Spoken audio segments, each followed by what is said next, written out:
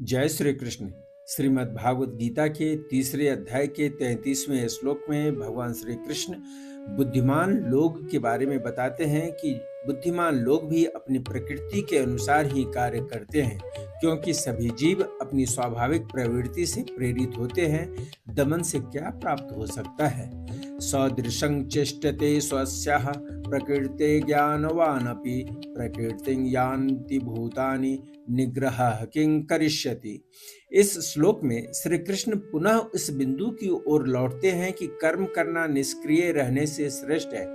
अपने स्वभाव से प्रेरित होकर लोग अपने व्यक्तिगत गुणों के अनुसार कार्य करने में प्रवृत्त होते हैं, जबकि सैद्धांतिक रूप से शिक्षित लोग भी अपने अनंत पूर्व जन्मों के संस्कारों, इस जन्म के प्रारब्ध तथा अपने मन और बुद्धि की गठरी को अपने साथ उठाए रहते हैं।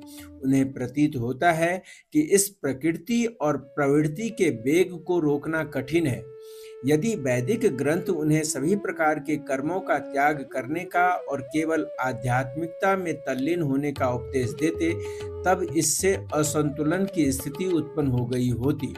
ऐसी कृत्रिम विमुखता का प्रतिकूल प्रभाव होता।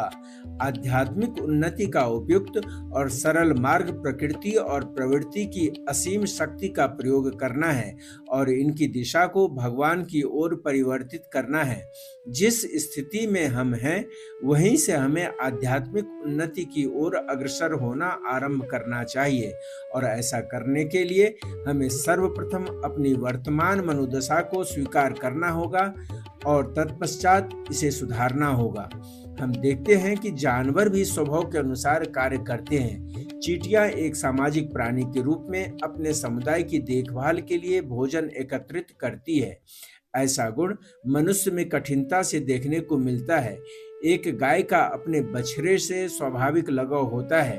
एक क्षण के लिए भी जब वह उसकी आंखों से ओझल होता है, तब गाय अत्यंत व्याकुल हो जाती है। कुत्ते की स्वाभाविक भक्ति की तुलना भी सभ्य मनुष्यों से नहीं की जा सकती। उसी तरह मनुष्य भी अपनी प्रकृति से प्रेरित होते हैं। चूंकि अर्जुन योद्धा था, इसलिए श्री कृष्ण ने उससे कहा कि तुम्हारा क्षत्रिय स्वभाव तुमसे युद्ध की अपेक्षा करता है। तुम अपने जन्मजात स्वभाव से जनित कर्म द्वारा बाध्य होकर इसे करोगे। हमें अपने लक्ष्य को सांसारिक सुखों से हटाते हुए उसे भगवत प्राप्ति की ओर परिवर्तित कर अपने स्वभाव का परिष्कार करना चाहिए और अपने नियत कर्तव्यों का पालन बिना आसक्ति और द्वेष भाव से ईश्वर सेवा की भावना के साथ करना चाहिए। जय श्री कृष्ण।